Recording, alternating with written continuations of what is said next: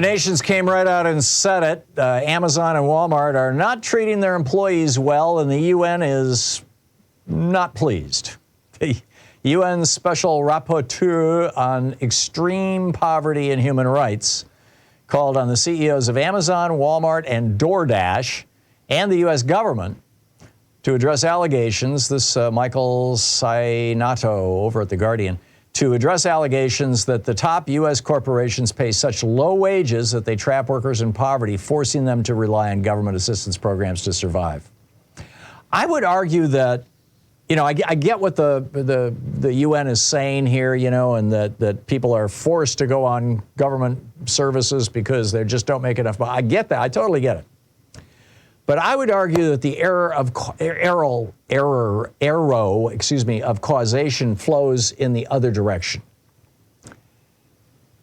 That it's not that people are getting such crap wages that they have to go get food stamps, but rather that the employers, knowing that food stamps are available, pay people crap wages, figuring that the food stamps are basically part of their compensation. And, you know, Section 8 housing and, you know, financial subsidies for education, for transportation, everything else, all these different government programs, what they do is they make it possible for these companies to pay crappy wages.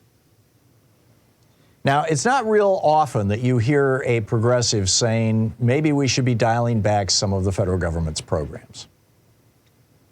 I mean, was it yesterday, the day before I did the whole thing about universal basic income. I think that was on Wednesday.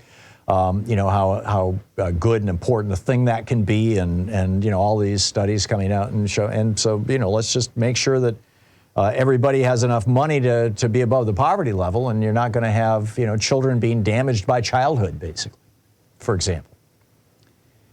But I also pointed out when I wrote that op-ed and in my rant here on this program that there's a bunch of different ways to make sure that people aren't in poverty. I mean, something like 90% of the people in many European countries have union benefit, are unionized. They have good pay.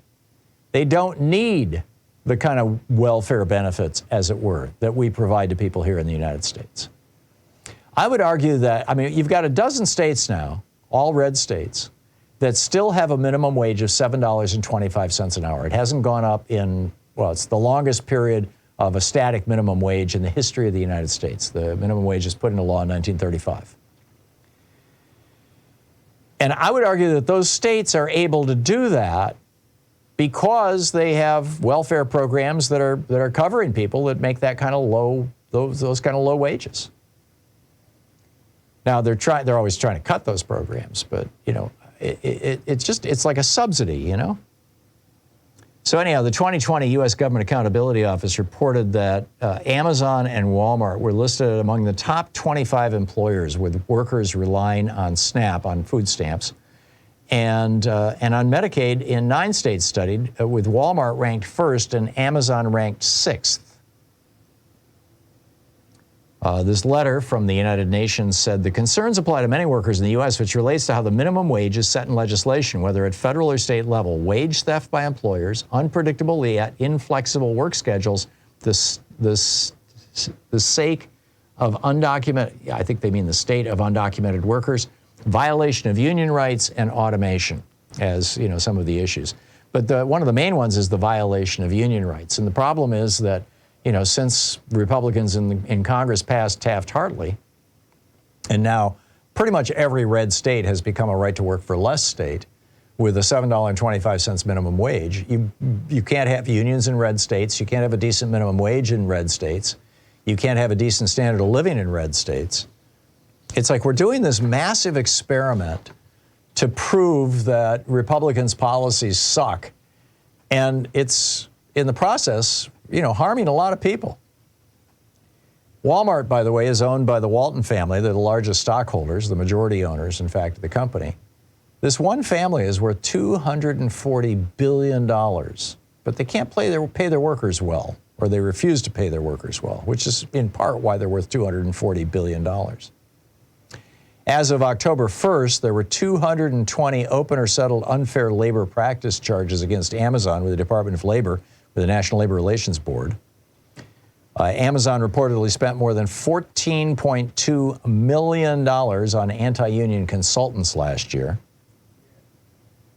Italy and France cover 100% of workers, 100% in Italy, 98% in France by unions. 98% of all people in France have a union, 100% of people in Italy, compared with 11% of workers in the United States.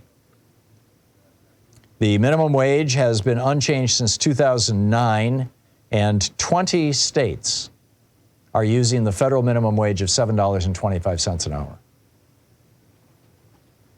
Workers with a high school diploma today make 2.7% less in real terms than they did in 1979, almost 50 years ago. I think it's time to say, hey, there's something wrong with this. This doesn't work. This is not a good idea.